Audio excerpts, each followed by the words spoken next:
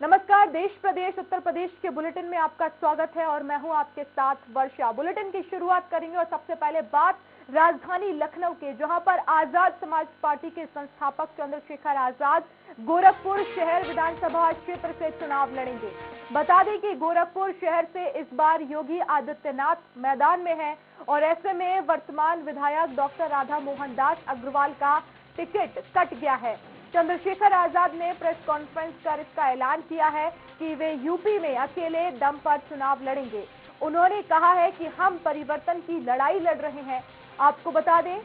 कि छुटमलपुर के पास स्थित गांव घड़कोली के रहने वाले चंद्रशेखर आजाद ने एलएलबी की पढ़ाई देहरादून से की है। वर्ष 2015 में भीम आर्मी भारत एकता मिशन का गठन किया गया था, जिसके वह संस्थापक भी हैं। मई 2017 में जब शब्बीरपुर गांव में जातीय हिंसा हुई तो भीम आर्मी के कार्यकर्ताओं ने विरोध प्रदर्शन कर सुर्खियां भी बटोरी थी। जेल से रिहा होने के बाद चंद्रशेखर ने मिशन जारी रखा और दलितों के खिलाफ होने वाले मामलों में कार्रवाई की मांग उठाते रहे। हाथरस की बिटिया से दरिंदगी के मामले से लेकर राजस्थान और हरियाणा में हुई घटनाओं के विरोध में भी प्रदर्शन किया गया। इसके अलावा दिल्ली में संत रविदास मंदिर हटाने से रोकने को लेकर भी आंदोलन किया गया। और ज्यादा जानकारी के लिए संवाददाता प्रशांत राव हमारे साथ लाइव जुड़ गए हैं। प्रशांत, गोरखपुर सीट से अब चंद्रशेखर आजाद चुनाव लड़ने वाले हैं, आखिर कितना ये सफल हो पाएगा उनका दांव?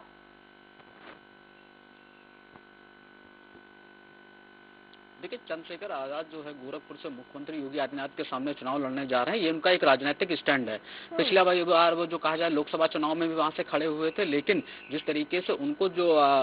वोट बैंक कहा जाए, दलित वोट बैंक, उसका उनको विरोध झेलना पड़ा था और बैकफुट पर आए। और इसके साथ ही कहा जाए चंद्रशेखर आजाद जिस तरीके से लगातार अपनी जो अन्य दलों के साथ गठबंधन की पैठ बना रहे थे और समाजवादी पार्टी के संपर्क में रहे, बसपा के ओम प्रकाश राजभर के संपर्क में रहे, शिवपाल यादव से मुलाकात हुई, असदुद्दीन ओवैसी जो AIMIM के प्रेसिडेंट हैं उनसे भी मुलाकात हुई, तो कहीं उनका जब आंकड़ा फिट नहीं बैठ पाया तो वो अब उत्तर प्रदेश की चर्चाओं का विषय बने, इसलिए वो मुख्यमंत्री योगी आदित्यनाथ की सीट से चुनाव लड़ने जा रहे हैं। ये तो उनका परिणाम ही बताएगा किस तरीके से उनका 2022 में परिणाम आएगा। लेकिन अभी जो उनका राजनीतिक परिदृश्य कहा जाए कि मीडिया का एक तरीके से उनकी तरफ पूरे कैमरा बना रहेगा और वो अपने बयानबाजी जो करेंगे, तो एक तरीके से राजनीतिक हलचल के साथ मीडिया की हलचलों में चंद्रशेखर का ये स्टैंड अभी माना जा रहा है। जी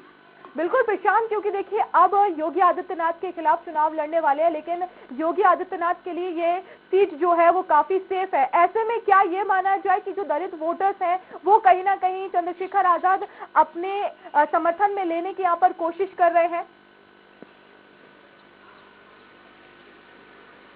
बिल्कुल, ये कोशिश कर रहे हैं कि मायावती के बाद अपना दूसरा चेहरा बनना चाह रहे हैं और अनुसूचित वर्ग का जो वोट है उसके हितैषी बनने हैं, साथ ही जो मुस्लिमों को साथ लेके चल रहे हैं उनके हितैषी बनने का काम कर रहे हैं चंद्रशेखर। लेकिन उत्तर प्रदेश की बात की जाए तो उत्तर प्रदेश में भले ही बहुजन समाज पार्टी चुनाव हारी हो, लेकिन उसके बावजूद भी बहुजन समाज पार्टी का जो वोट प्रतिशत रहा है वो निकटतम प्रतिद्वंदी पार्टी समाजवादी पार्टी से अत्यधिक रहा है। यानी कि उत्तर प्रदेश के पिछले बार के चुनाव की बात की जाए तो करीब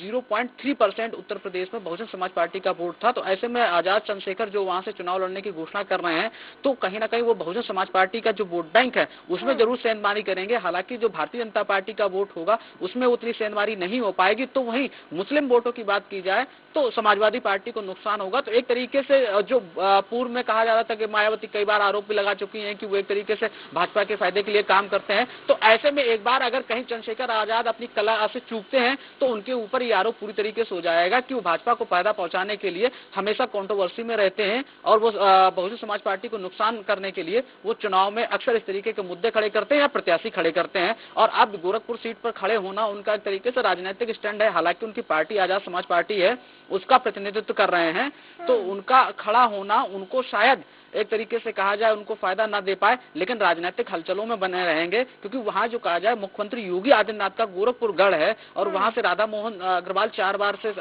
विधायक होते आए हैं और मुख्यमंत्री के नाम की घोषणा होने के बाद समाजवादी पार्टी भी उन पर तंज कसती रही है कि बाबा जी को जब कहीं जगह नहीं मिली तो वो जाकर गोरखपुर लड़ रहे हैं। लेकिन नहीं, मुख्यमंत्री का वो गढ़ है और वहां की जनता उन्हें हमेशा प्यार करती है क्योंकि देखा गया है कि राधा मोहन अग्रवाल जब इससे पहले अखिल भारतीय हिंदू महासभा से चुनाव लड़े थे तो उसमें पूरा सपोर्ट मुख्यमंत्री योगी आदित्यनाथ का उसमें सांसद हुआ करते थे, उनका सपोर्ट था, उससे जीते थे। तो पूरी स्थिति वहां हमें कहा जाए कि पूर्वांचल के क्षेत्र के साथ ही गोरखपुर में योगी आदित्यनाथ की स्थिति मजबूत है और चुनाव जो भारतीय जनता पार्टी और दूसरे नंबर पर रहने वाली समाजवादी पार्टी भी मजबूत स्थिति में लड़ती है, तो तीसरे नंबर पर वही बहुजन समाज पार्टी, कांग्रेस और अब एक तरीके से कहा जाए चंद्रशेखर आजाद ने जिस तरीके से वहां अपनी ऐलान कर दिया है, तो अब वो आने वाला परिणाम ही उनको बताएगा और इसके साथ ही कार्यकर्ताओं को भी पता लगेगा कि उनके नेता में कितनी ताकत है और वो जिस तरीके से कंट्रोवर्सी में रहते हैं उससे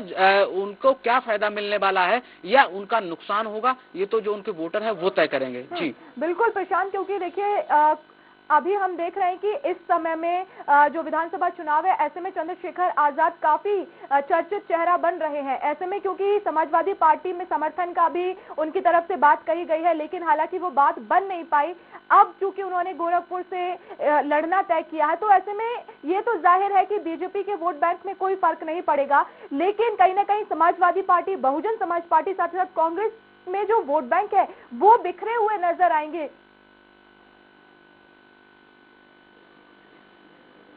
बिल्कुल, देखिए वर्षा, मैं आपको बता दूं कि चंद्रशेखर आजाद उस तरीके की राजनीति कर रहे हैं, वो कांशीराम को अपना एक तरीके से गुरु बताते हैं और कहते हैं कांशीराम उनके मसीहा हैं। लोग कांशीराम जो बीएसपी के फाउंडर चीफ हैं, उनके नक्शे कदम पर चलने की कोशिश कर रहे हैं, लेकिन कांशीराम के और चंद्रशेखर आजाद के पैटर्न में बहुत बड़ा परिवर्तन है। उसको सोचने की जरूरत है उनके वोटरों को, क्योंकि कांशीराम जिस तरीके से लोगों के बीच में जाते थे और अपने मुद्दे रखते थे, क्योंकि वो एक पढ़े लिखे रिसर्चर थे, तो उस तरीके से वो बात रखे ताकि उनकी बात लोगों को समझ में आए। क्योंकि 1984 में जब उन्होंने पार्टी बनाई तो उन्होंने चुनाव भी लड़े और पहला वो नारा देते थे, पहला चुनाव हारने के लिए, दूसरा चुनाव हराने के लिए और तीसरा चुनाव जीतने के लिए। तो